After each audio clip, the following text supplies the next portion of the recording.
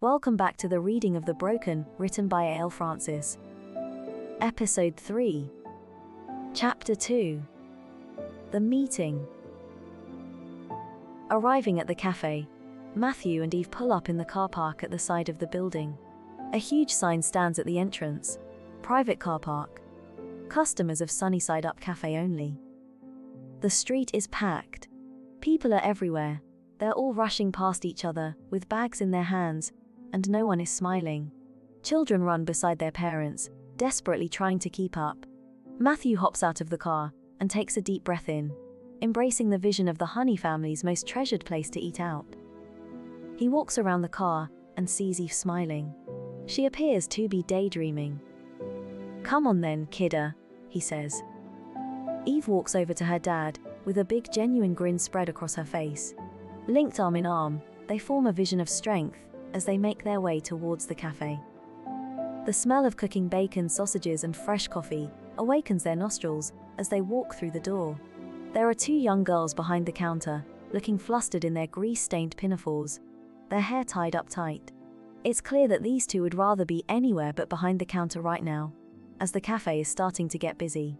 As they rush around working on a customer's order, the girls notice Matthew and Eve and acknowledge them with sincere smiles. "Hi, Matthew." "Hi, Eve," says one. "Eve.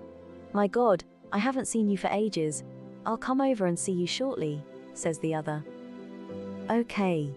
Hey, Sophie," Eve replies. "Hi, Lucy." "Hi, Sophie. Is your mum or dad about?" Matthew asks. "No.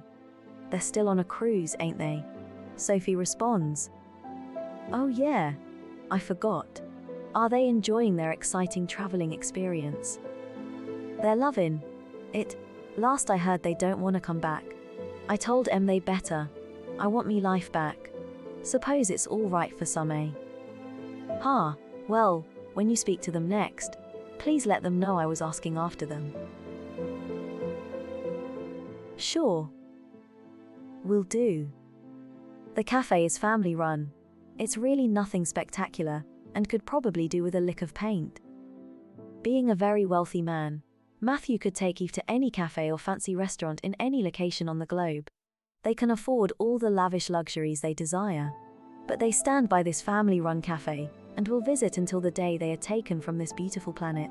All those other cafes, restaurants and luxurious locations don't hold the one irreplaceable thing that this cafe holds: memories. They weren't always wealthy. Matthew and Lauren built their empire together, and before their days of wealth, this cafe was where they would come to mastermind. To them, the cafe was the creative station. They were never mithered, always welcomed, treated like family, and so they kept up the connection with the place. They would often have business meetings here, even long after their success. It was their lucky charm, a place of zen. Eve takes a seat in their usual spot, the mastermind corner. As she sits, Matthew makes his way over to the counter. Lucy and Sophie are already preparing his order before he arrives. Now that's what you call a regular customer. Loyal to the service, and the service loyal to him. Sophie and Lucy's parents own the cafe, and they've grown up with Matthew around. He has always been a regular, even before he got married, and was a single young man without a care in the world. Matthew would come in the cafe with treats and give them to Lucy and Sophie, but not before he pretended he'd found them behind their ears. They saw him develop into a husband with a loving family, and they played with Eve as she was growing up. They've seen him a broken man at the depths of despair, trying desperately to live a normal life as a single dad, whilst working to keep the empire and legacy he built with his wife alive. Matthew is exchanging pleasantries with Lucy and Sophie when suddenly he feels a strong presence behind him. The hairs stand up on the back of his neck, and he freezes. Matthew turns around and is stunned by the person standing there staring back. Standing proudly, with her head held high and shoulders back, is the most elegant woman he has ever seen. Her smile is radiant and welcoming, and her energy beams brighter than a cluster of stars. "Oh no," says Lucy under her breath, as she drops the ice bun on the floor. Sophie jumps once more, as she notices the hot milk frothing over the sides of the metal jug. "Oh gosh, Lucy, quick, pass me a cloth." She finally switches off the coffee machine, and the two girls kneel on the floor, cleaning up the mess they've just made in silence. Matthew, who a few moments ago was shy and bewildered, has now found his voice. "Please say you'll join us." Presuming she's going to say yes, he asks her, "What can I get you?"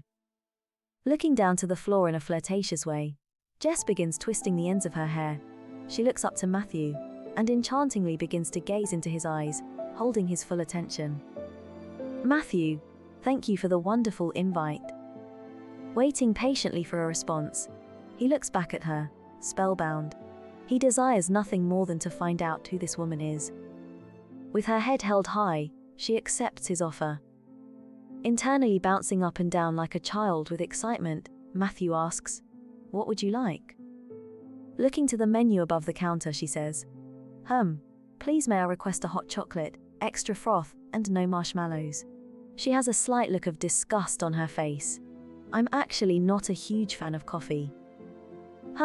You don't like coffee? How can you not like coffee?" "Well, it's quite simple really. There's only one valid reason why I detest coffee, and that is, it tastes far too much like coffee." Immediately she begins to chuckle, and Matthew joins in. Captivated, Matthew begins to question if this is really happening, and if so, if it is possible to magically stumble across such enchanting beauty, and find an instant connection while spontaneously going out for coffee, then why hadn't life helped him sooner? He is amazed by this striking woman, who has a strong presence, an air of elegance and, as an added bonus, a sense of humor.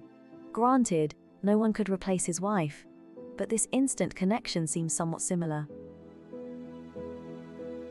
Matthew is lost for words. His mouth has dried up with nerves. He takes in her flowing dark brown hair, her slight freckles, and perfectly painted nude plump lips. She has a natural, enchanting beauty. Just as the situation is getting slightly awkward, she says, "Are you okay?" Unable to reply, Matthew continues to gaze in admiration at this woman. She's wearing a low-cut cream blouse, dark skinny jeans, and fabulous nude stilettos. Hanging over one arm is an oversized beige handbag, a pile of paperwork clutched close to her body in the other. Matthew's eyes are drawn by a glimmer to her slim neck, where there hangs a white gold necklace. Suspended from this delicate chain is a striking silver heart-shaped locket. It is similar, if not identical, to the one Eve now has. Tucking her hair behind her ear, she asks with her sophisticated voice, "Excuse me, are you okay?" "You are beautiful," Matthew finally says, although he probably wishes his brain had processed the words first. He instantly turns red with embarrassment. Blushing too, the woman juggles her bag and paperwork in her arms, and she puts out her hand. "Hi, my name's Jess. It's very nice to meet you." Reaching out with his hand, Matthew replies, "Hi, Jess. My name's Matthew. Nice to meet you too." As he shakes her hand, he stares at her perfection. Caught up in the moment, he again blurts out words before thinking, "Would you like to join me and my daughter?" Lucy and Sophie, who have been chattering away as they prepare Matthew's order, suddenly fall silent. The coffee machine screeches away as the boiling hot frothy milk Sophie is holding starts to bubble over, and Lucy stands motionless, the iced bun in her hand, hovering above a plate. They both resemble statues. Jess sends a puzzled look their way. "Oh, don't worry about the girls," says Matthew. "I'm a regular and, well, in all the years I've been coming here, I've never asked anyone to come and sit with me and my daughter." He starts raising his voice slightly. That's why they're staring. Lucy and Sophie jump at Matthew's words. Matthew feels a magnetic pull that's way out of his control. Their eye contact continues. Whatever this powerful presence is, it doesn't scare him. It draws him in. He's trying to appear cool, but Matthew is now getting more and more nervous by the second. Instead of letting his handsome features and wonderful personality do the talking for him, he's getting out of sync with himself. He leans slightly on the display case, where all the wonderful homemade pastries and cakes are perfectly displayed, but almost immediately his elbow slips off the glass pane. Feeling slightly humiliated, he tries to compose himself, as Jess holds back her laughter. Lucy and Sophie look on, gently shaking their heads and very subtly rolling their eyes. They exchange knowing looks and smiles. He clearly likes this woman. Much to Matthew's relief, Sophie interrupts the awkward pleasantries. "Take a seat, you two. I'll bring it over to the table." Jess looks to Sophie and says, "How very kind. Thank you." "My God, thank you," Matthew says quietly as he walks away. Sophie mimes, "Stay cool." Lucy and Sophie watch as he makes his way over to the table. They would both love nothing more than to see him happily sharing creative ideas and planning growth, happiness, and a life with another person. Walking back to the table with Jess proudly by his side, it suddenly dawns on Matthew that while he was caught up in his giddy schoolboy mentality, he didn't consider Eve. What is she going to think about this? How will she feel about him inviting this woman over to the mastermind corner, the very same corner he once shared with her mum? After all, this isn't just any table and chairs or any cafe. It has meaning, it has purpose, it has memories. The kind of memories you don't want to replace or have fade. With this thought fresh in his mind, Matthew becomes more nervous than before. But it's too late now. They've reached the table. There's no going back. Matthew has both his hands inside his pockets, fiddling with a tiny piece of fluff to distract himself. Eve sits arched over, leaning with her elbows firmly placed on the table, and holding her phone in both her hands. She peers from the corner of her eye at her dad, then looks up fully with a confused expression on her face when she notices the woman standing next to him. Jess puts her bag and paperwork down at the side of the chair. Eve looks expectantly at her dad, who is for the second time today speechless. Eve's facial expression begins to change, and, as the silence grows, the energy circulating in the air becomes awkward. Feeling more and more uncomfortable by the second, Matthew still says nothing. Looking at Eve, he wipes his head, which is now forming tiny beads of sweat. He finally starts to speak, but before he can say a word, Jess puts out her hand. "Hi, I'm Jess. Your father has politely asked me to join you for a drink. I do hope this is okay." Eve looks blankly at the hand in front of her, then glances to her dad. "Eve, don't be so rude," Matthew says sternly. Eve crosses her arms and stares at Jess. Without any attempt to shake Jess's hand, she says, "As you know, my name's Eve. Enjoy your drink." Eve gets up from her chair and starts to walk out of the cafe. As she reaches the edge of the table, Matthew puts out his arm to stop her. "I apologize for my daughter's behavior. She's normally very pleasant. Aren't you, Eve?" He turns to his daughter, looking at her with complete desperation and confusion. "Don't apologize for me. Apologize for yourself." Eve snaps. Matthew frantically tries to work out what Eve's problem is. He's practically begging her with his expression. Eve rolls her eyes, but seems to relent a little. "A bit of warning that you were inviting a woman to Mum's corner may have been nice. You know that thing you always go on about. Mutual respect." Sitting back in her chair, she puts her elbows onto the table once more, and this time, she places her head into her hands. Matthew's relieved. Before taking a seat, he pulls out a chair for Jess, who surprisingly enough sits at the table, seemingly unfazed by Eve's attitude. As they sit down, Sophie comes over with a tray filled with hot drinks and cakes, which she places directly in front of Eve. Sophie looks across the table at Eve, who peers through the gaps in her fingers. The pair make eye contact. Sophie smiles. Laying the cups out in front of her elbows, she whispers, "Don't worry, it'll be okay." Eve takes a deep breath and looks at her dad, then at Jess. Finally, she takes another deep breath in, and as she exhales, she stands up, straightens her jacket, and puts out her hand. "I'm Eve. Nice to meet you," she says. Jess begins to smile and shakes her hand. Relieved, Matthew lets out a huge sigh as both Jess and Eve sit back in their seats. Satisfied with the pleasant exchange between the two, he begins passing them their drinks. In all the commotion and brief excitement, Matthew has forgotten one thing. Because of his slight hearing loss, Matthew doesn't always hear his phone, and so he always has the volume and vibration turned up to the max. Looking embarrassed, Matthew reaches into his silk-lined pocket and takes out his phone. It's flashing like a strobe light in a nightclub. The reminder tells him that he only has 30 minutes left before his meeting. Starting to panic as he presses the screen, Matthew, for probably the third time today, speaks before he thinks. "Jess, I'm so sorry. I've got an urgent meeting, and we must leave now or I'll be late." As he gets to his feet, he continues, "But please say you'll join us for dinner this evening at our home." Eve's jaw drops, and her eyes widen as she continues to stare at her dad in disbelief.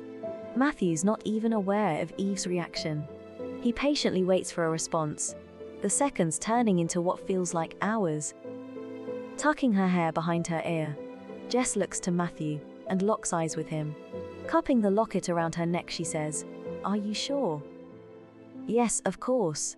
Please say you'll join us." "How can I refuse?"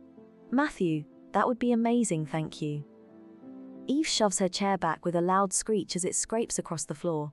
She pushes past Jess, as though she isn't present, and doesn't make eye contact with her dad, or Lucy and Sophie behind the counter, who are now casting concerned glances over to the corner.